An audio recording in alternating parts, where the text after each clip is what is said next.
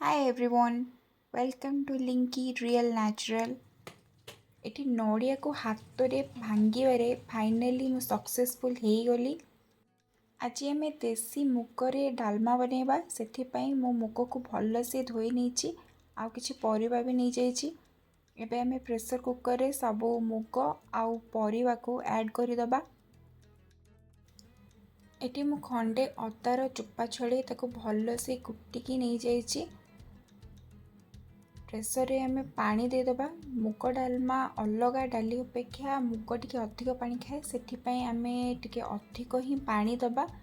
ଏବେ ପ୍ରେସରକୁ ଗ୍ୟାସରେ ବସେଇ ସେଥିରେ ଲୁଣ, ହଳଦୀ, ତେଜପତ୍ର ଦେଇ ତାକୁ ସିଝିବା ପାଇଁ 3ରୁ 4ଟା ସିଟି ଆସିବା ପର୍ଯ୍ୟନ୍ତ ଛାଡ଼ିଦେବା। ଆମର 4ଟା ସିଟି ହେଇଗଲାଣି। ଏବେ ଦେଖିନେବା ଡାଲମା ସିଝିଛି କି ନାହିଁ। ଡାଲମାଟି ଭଲରେ ସିଝି ଯାଇଛି। ଏହି ଷ୍ଟେଜ୍ରେ ଯଦି ପାଣି କମ୍ ଥିବ, ଗରମ ପାଣି କରିକି ଡାଲମାରେ ଟିକେ ପାଣି ଦେଇଦେବେ। ଡାଲମାରେ ଛୁଙ୍କ କରିବା ପାଇଁ ମୁଁ ଏଠି ଗୋଟେ କଡ଼େଇ ବସେଇ ସେଥିରେ କିଛି ଦେଶୀ ଗୁଆ ଘିଅ ଦେଇଦେଇଛି। ଶୁଖିଲା ଲଙ୍କା, ଜିରା ଆଉ ଛେଚି ରଖିଥିବା ରସୁଣ ଦେଇ ଭଲସେ ଭାଜି ନେବା। ରସୁଣଟି ଭଲସେ ଭାଜି ହେଇସାରିଲା ପରେ ସେଥିରେ ଆମେ କିଛି ଭୃସଙ୍ଗ ପତ୍ର ଦେଇଦେବା। ଭୃସଙ୍ଗ ପତ୍ର ଦେବା ଦ୍ୱାରା ଡାଲମାର ସ୍ମେଲ୍ଟି ବହୁତ ହି ଭଲ ଆସିଥାଏ। ଏବେ ଆମେ ଏଥିରେ କିଛି କରି ପାଉଡ଼ର ଦେଇଦେବା। ଆଉ କଲର୍ ପାଇଁ ମୁଁ ଏଠି କାଶ୍ମୀରୀ ଲଙ୍କା ଗୁଣ୍ଡର ୟୁଜ୍ କରିଛି, ଆପଣ ଚାହିଁଲେ ସ୍କିପ୍ ବି କରିପାରିବେ।